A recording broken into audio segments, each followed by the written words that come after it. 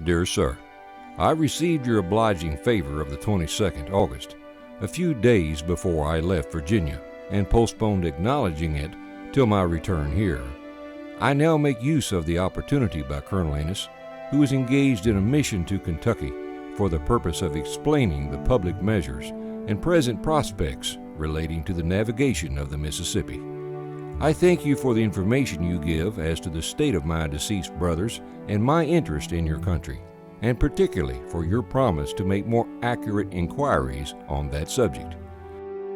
Having left everything in which we were jointly concerned to in his management, I am more ignorant of it than you can well imagine, and must rely on your goodness and that of Major Lee to supply the information for a proper settlement. All that I know and can recollect is that 1/2 the land on Panther Creek is mine, though the patents stand in his name only.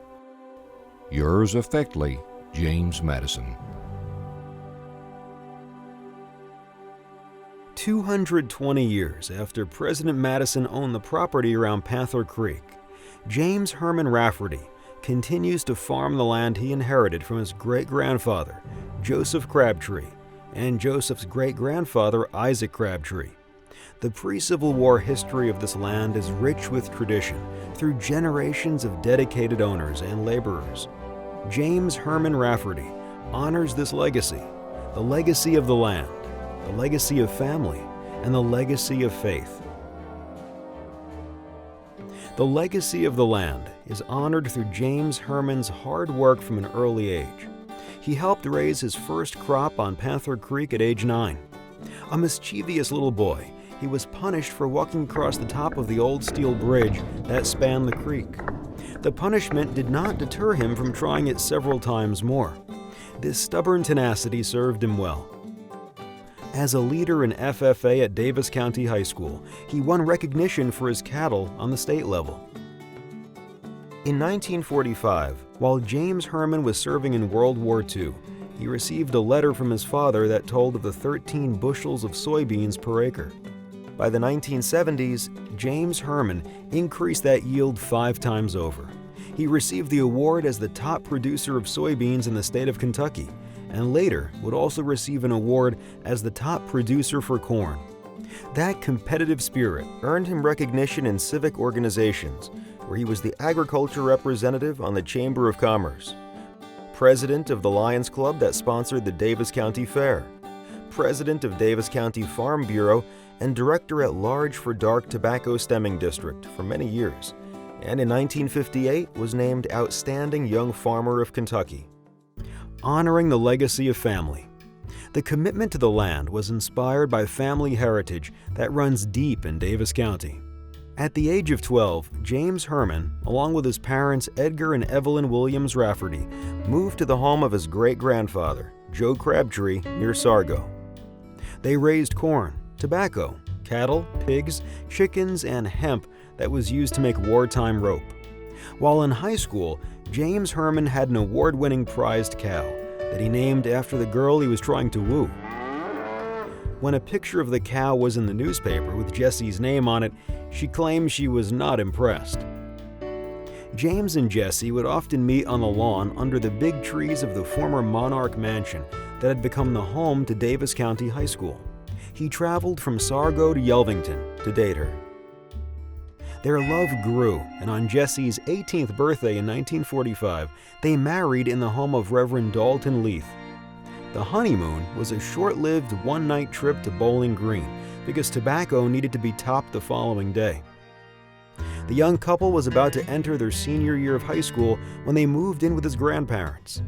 The following month, James was drafted and was sent to Camp Atterbury in Indiana for basic training. After basic training, he was stationed in Wichita Falls, Texas. He later was stationed at Lackland Air Force Base in San Antonio. This was a difficult time for the young married couple, as it was for so many from that generation. Jessie returned home to live with her parents and finish high school.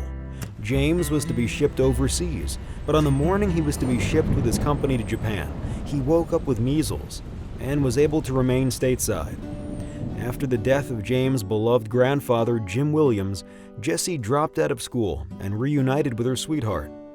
The war was coming to a close, and they were expecting their first child.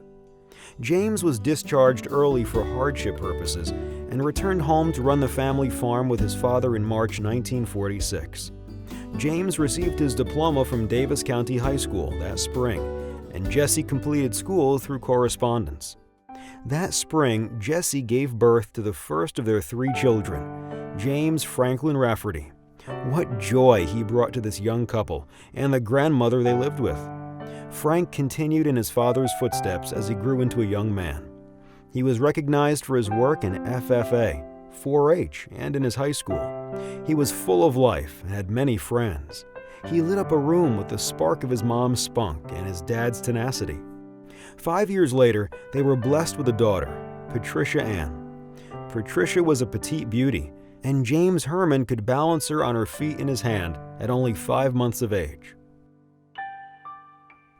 James worked hard to make a living for his young family. He would milk before working the 3rd shift at Servell in Evansville, then return home after work and milk again.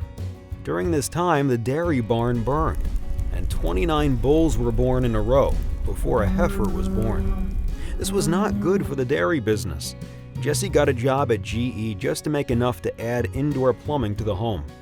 By 1960, they were expanding the farm operation by purchasing and renting more land. They moved into the home of James's great-uncle, Paul Williams, where he lived with them until his death. The home, which was built in 1865, has been lovingly restored over the years by the Raffertys back to the fine residence it once was. Although James was always working, he did take a little time to hunt quail and fish as hobbies.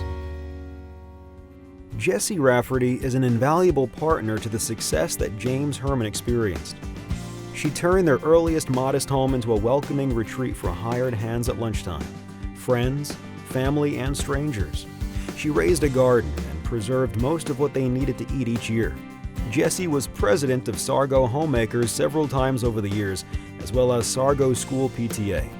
She was a member of the Altrusa Club, Associated Country Women of the World, the Country Women's Council, and volunteered at the Lancaster Avenue Baptist Mission. Jessie received the award of Kentucky Master Farm Homemaker in 1972. This award is given to only 2 ladies each year in Kentucky. Jessie is only the 3rd one to have ever been honored from Davis County on the state level. She served as the state president, and she and James entertained 150 farmers and wives at their home when the National Convention was held in Owensboro. Their life together the past 71 years is a shining example of both a marriage and a partnership in farming. Legacy of Faith. As a boy, James Herman attended a revival at church and came home asking his mother questions. He felt God speaking to him and went into the smokehouse for some privacy. It was there where he prayed that Jesus would come into his heart. Ephesians 2:8, for the grace you have been saved through the faith, and this is not your doing, it is the gift of God. From that day on, he has served the Lord at Pleasant Grove Baptist Church and in our community of faith.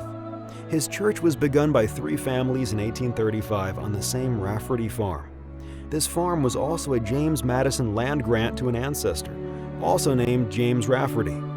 He and his wife Hannah were 2 of the 6 founders of the Pleasant Grove Baptist Church. Truly a family of faith.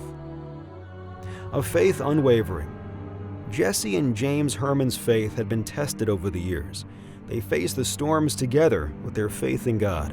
In 1947, James's mother Evelyn died in a house fire.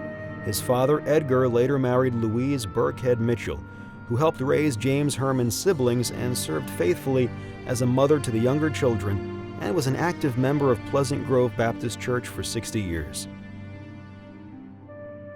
There was a time when James Herman would balance Patricia on his hand when she was 5 months old, but at that young age of 5 months, God decided it was time for him to bring Patricia into his hands when she died overnight of meningitis. Yea, though I walk through the valley of the shadow of death, I will fear no evil, for you are with me. Your rod and your staff, they comfort me. Surely goodness and mercy shall follow me all the days of my life, and I shall dwell in the house of the Lord forever. The faith of the Raffertys was to be tested again in 1966 when James Herman and Jessie took a trip to California with the Kegel family. Frank was home for the summer from Western State College and decided to stay home to help on the farm and run the dairy. When they stopped to visit friends in California, they received news that would forever change their lives.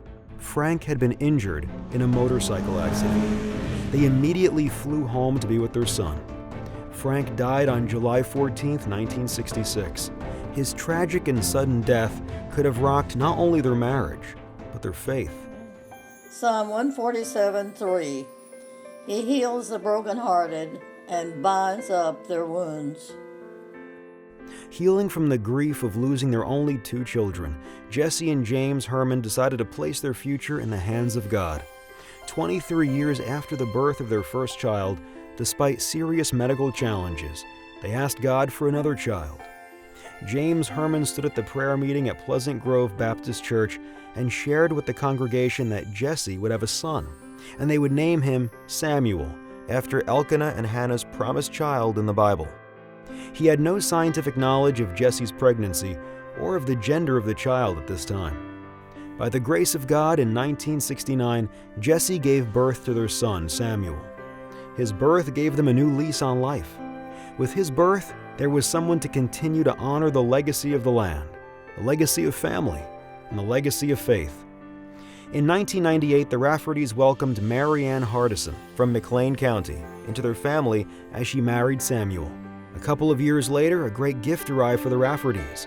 James Landon Rafferty was born in October of 2000.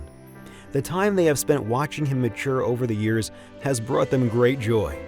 There is comfort knowing the torch of overseeing the farms will pass to him someday, and the farming legacy will continue into the future under his leadership. Galatians 6:9. Let us not become weary. It is doing good, for at the proper time we will reap a harvest if we do not give up. President Madison would be honored today that the land he owned became the place where James Herman Rafferty would flourish. The seeds planted on land with family and with faith live on. James Herman's legacy continues to nurture those he has touched. James Herman Rafferty, legacy of land, of family, and of faith.